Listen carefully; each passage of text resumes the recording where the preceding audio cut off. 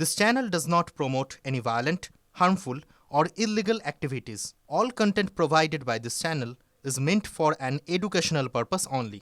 সকাল থেকে আমি যে ওয়ার্ডগুলোতে ঘুরলাম প্রচুর জনসমর্থন, তারা সত্যি ভয়ে রয়েছে।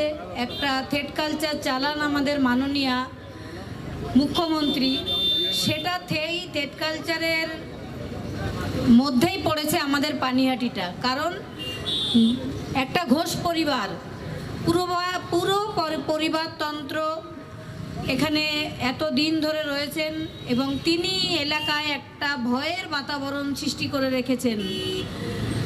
সেটা আমরা দেখেছিলাম আমার মেয়ের যেদিন 9 তারিখ উনি এবং সোমনাথ দে এখনকার চেয়ারম্যান এবং সঞ্জীব মুখার্জি কিভাবে অনিয়ম করে, বাবা মা যেহেতু অনুভূতিপ্রবণ, দ্রুত আমার মেয়েকে নিয়ে চুল্লিতে ঢুকিয়ে দিয়ে ওয়েল ডান বয় বলেছিলেন।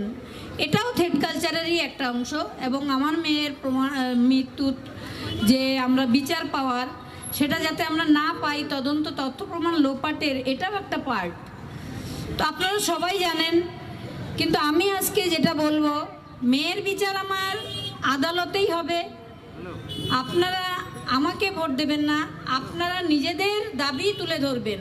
আমি জিতলে পানিহাটি জিতবে, পানিহাটি জিতবে মানে গোটা পশ্চিমবঙ্গ জিতবে।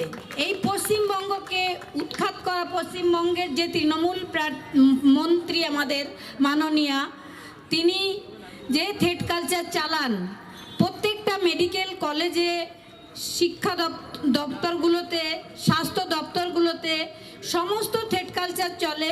আর আমার মেয়ের মৃত্যু সেই থেট কালচারের জন্যই হয়েছে, সেই দুর্নীতির জন্যই হয়েছে। আমার মেয়ে যে দুর্নীতির পেন্ডুলামের একটা বাক্স খুলে দিয়ে গেছে, তার সেই দুর্নীতির আমি দমন করব। এটা আমার এই কেন্দ্রীয় মন্ত্রীকে পাশে নিয়েই আমার আবেদন থাকবে এনাদের কাছে। সেই দুর্নীতিতে কি আছে, কি এমন আছে যে একটা মেয়ে অন ডিউটি অবস্থায় তার প্রতিষ্ঠানেই খুন করা হলো? সেই দুর্নীতি তো আমাদের বার করতেই হবে। তারপরে রইল আমাদের পানিহাটির যে অব্যবস্থা। আমি এতটা জল দিয়ে হেঁটে এলাম, এখন কিন্তু বর্ষাকাল নয়, তবুও জল।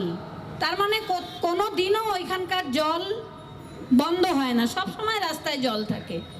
মানে ওটাই পানিহাটি, জল দিয়ে হাঁটি আর কি আমরা। তো কেন এটা হবে?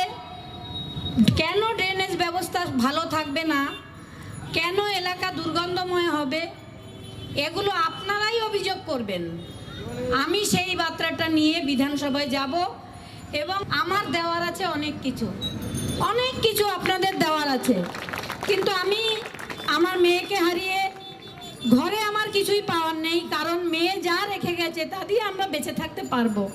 কিন্তু সাধারণ মানুষের এই যে দুর্দশা, তার জন্যই আমার লড়াই। মেয়ের বিচার আদালত থেকে আমি পাবই, কিন্তু আপনারা যা দুর্দশাগ্রস্ত, আপনাদের কথাটা আমি যেন বিধানসভায় পৌঁছাতে পারি, তার জন্য আপনারা আমার হাতটা শক্ত করবেন আপনাদের ভালোবাসা দিয়ে। আপনাদের উপর আমি কৃতজ্ঞ থাকব।